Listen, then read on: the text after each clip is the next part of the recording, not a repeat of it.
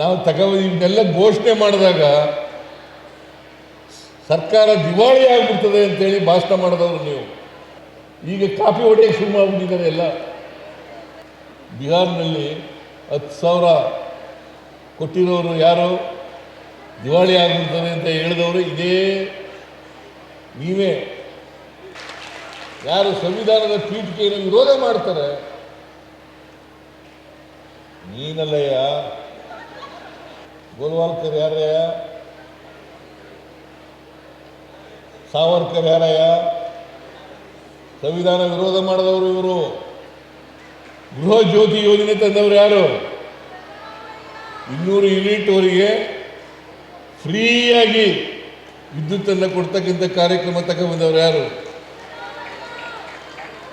ನೀವೆಲ್ಲಿ ತಂದಿದ್ದೀರಿ? ನಾವು ಇವನ್ನೆಲ್ಲ ಘೋಷಣೆ ಮಾಡಿದಾಗ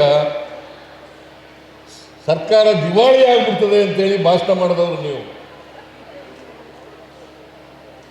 ಈಗ ಕಾಪಿ ಹೊಡೆಯಕ್ಕೆ ಶುರು ಮಾಡಿಬಿಟ್ಟಿದ್ದಾರೆ ಎಲ್ಲ.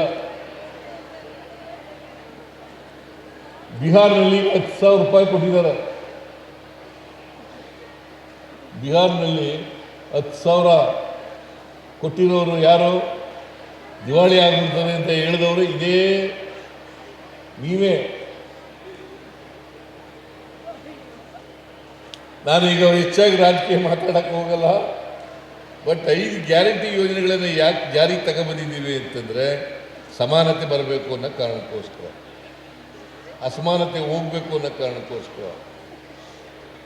ಯಾರಿಗೆ ಸಂವಿಧಾನದ ಪೀಠಿಕೆ ಗೊತ್ತಿದೆ ಅವರು ಸಮಾಜಮುಖಿಯಾಗಿ ಕೆಲಸ ಮಾಡಲಿಕ್ಕೆ ಅನುಕೂಲ ಆಗ್ತದೆ. ಯಾರು ಸಂವಿಧಾನದ ಪೀಠಿಕೆಯನ್ನು ವಿರೋಧ ಮಾಡ್ತಾರೆ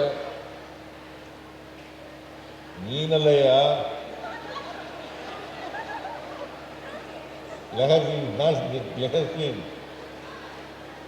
ಗೋಲ್ವಾಲ್ಕರ್ ಯಾರು? ಗೋಲ್ವಾಲ್ಕರ್ ಯಾರಯ್ಯ? ಸಾವರ್ಕರ್ ಯಾರಯ್ಯ? ಸಂವಿಧಾನ ವಿರೋಧ ಮಾಡಿದವರು ಇವರು.